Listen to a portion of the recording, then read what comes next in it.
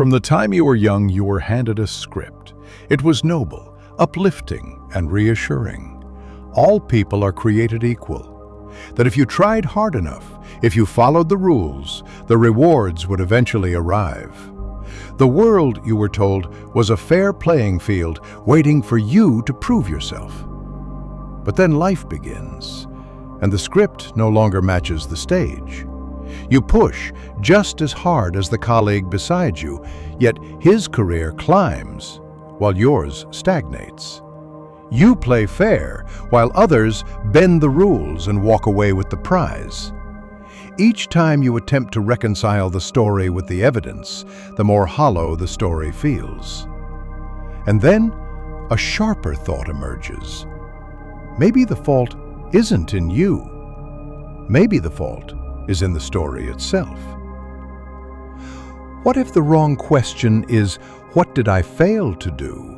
And the right one is, who benefits from me believing equality means the same thing everywhere? The story of equality has layers that society deliberately blurs. There is equality before the law, the rule that courts should treat everyone the same. There is equality of dignity, the truth that every human life deserves respect.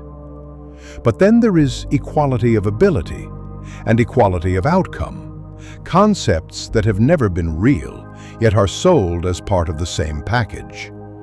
Wrapped together, they become a single, comforting myth. Schools promise that effort alone guarantees success. Corporations recruit on the slogan of equal opportunity, even as promotions flow to a select few. Advertisements whisper that success is universal and within reach, without mentioning networks, privilege, or luck. The story doesn't just inspire, it pacifies. It keeps people striving, waiting patiently, convinced that tomorrow will finally bring the justice they were promised. It isn't just a tale about fairness.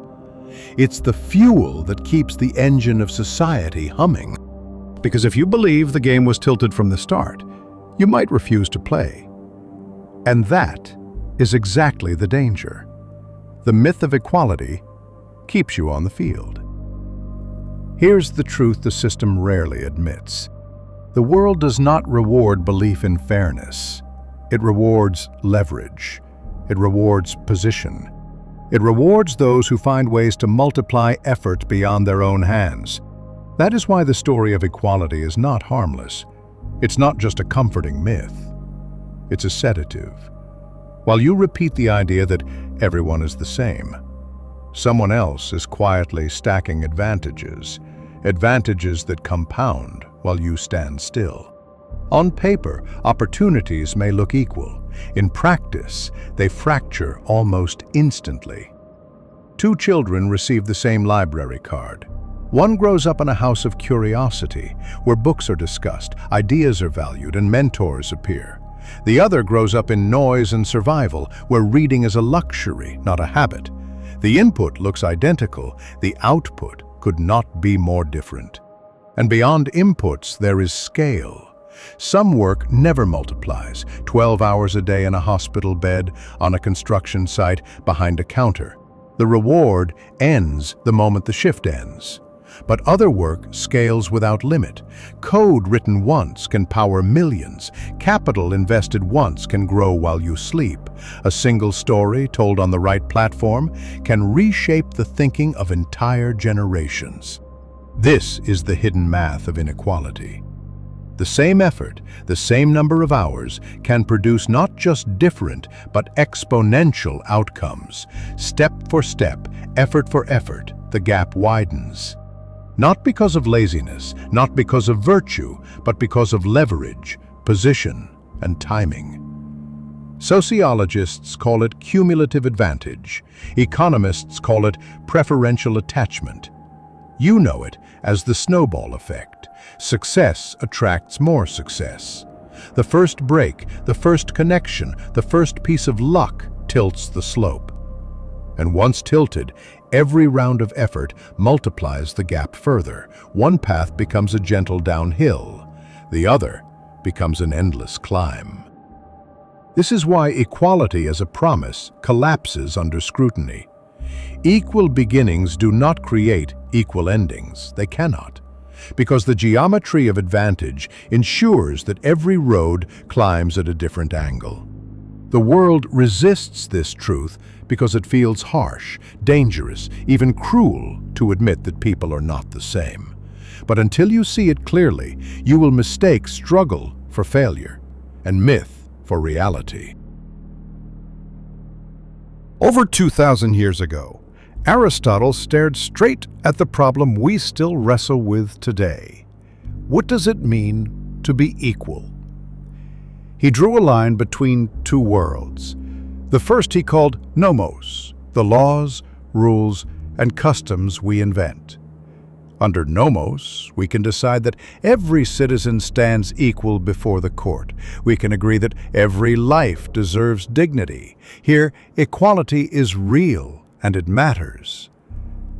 But then there is physis, nature. And nature does not deal its cards evenly. One person runs fast, another limps. One remembers everything, another forgets by morning. One burns with ambition, another is content with little. Aristotle didn't see this as unfair. He saw it as simply how reality is structured. That is why he rejected the demand for identical results. For him, true justice wasn't sameness, it was proportion. Distributive justice, he called it. Giving to each according to their role, their contribution, their capacity. Equal shares for unequal men, he said, was not justice at all, it was distortion. Think of two musicians. One can barely keep rhythm. The other composes symphonies. Treating them as identical may feel fair, but it blinds us to reality. Justice is not blindness, it is recognition. This insight tied into one of Aristotle's deepest ideas, telos, the purpose, the end, the function written into every being. The telos of a knife is to cut. The telos of an acorn is to become an oak. The telos of a human is to reason, to pursue virtue. And within that, each person has their own distinct shape, their own path.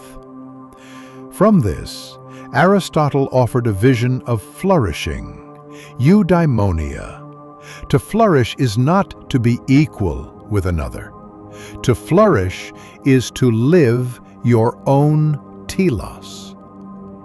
A cactus thrives in the desert. A lotus blooms in water.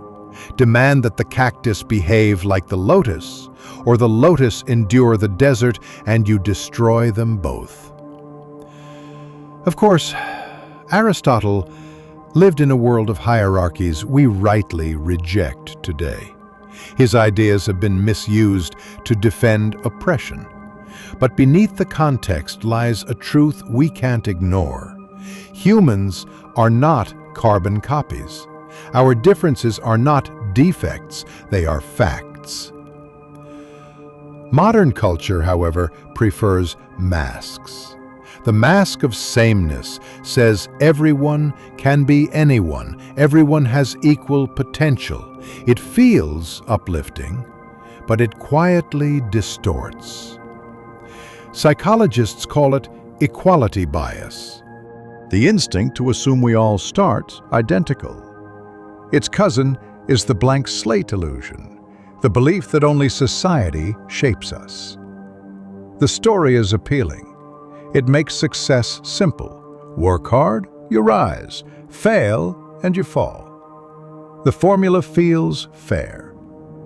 But when reality refuses to match it, the illusion turns toxic. Because if we all started equal, then every gap must mean corruption, cheating, or worse, that you yourself are broken.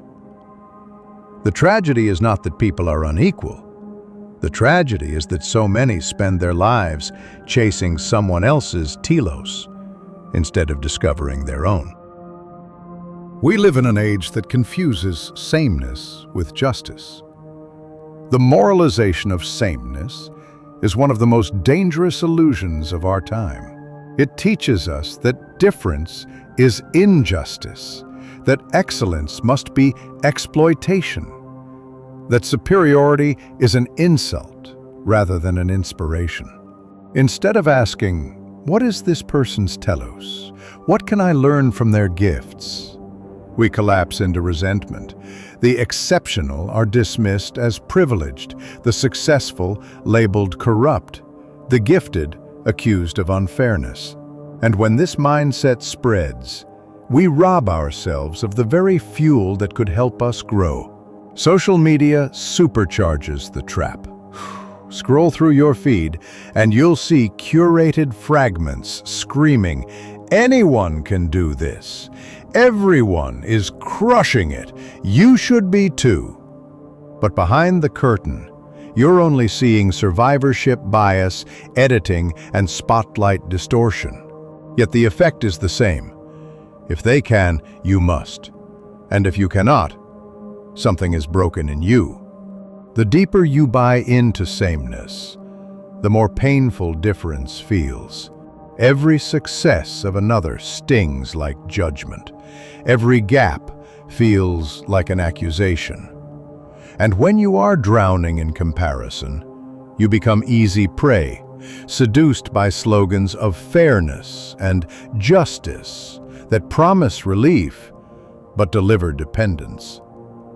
Here lies the paradox. The belief that all people are identical was meant to uplift us.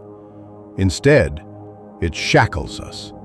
Because the moment you mistake sameness for morality, you blind yourself to reality. Justice is not sameness. Justice is proportion.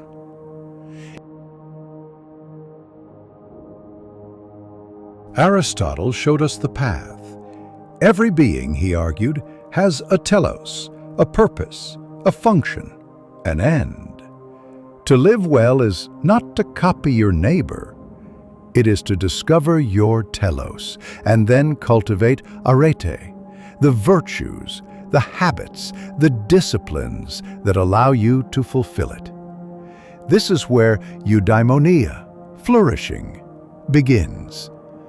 But in a world of scale, telos and arete are not enough. You must also build leverage. Because without leverage, your gifts remain trapped inside your body, limited to the hours of your labor. With leverage, whether through capital, code, networks, or story, your telos multiplies beyond you. This is the TAL framework. Telos, your compass. Arete, your discipline. Leverage, your multiplier. Look around. The men who quietly shape society are not those who copied everyone else. They found their telos, they disciplined it with arete, and they scaled it with leverage until their influence could not be ignored. And so the challenge is clear. Stop measuring yourself by hours worked or by sameness with your peers. Start measuring by proportion. How aligned is your telos? How disciplined is your arete? How wisely do you build leverage? The real tragedy is not that we are different. The real tragedy is wasting years pretending we are not. A forest thrives not by forcing oak and pine and cedar into identical forms, but by letting each grow into its own height, its own rhythm, its own strength. The same is true of us.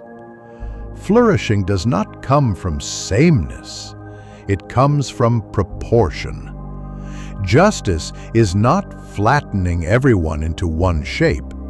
Justice is rewarding each according to their telos, their effort, their responsibility. So ask yourself, not why am I not equal to them, but am I living in proportion to who I am meant to be? Sameness is the mask. Proportion is the truth. The choice is yours.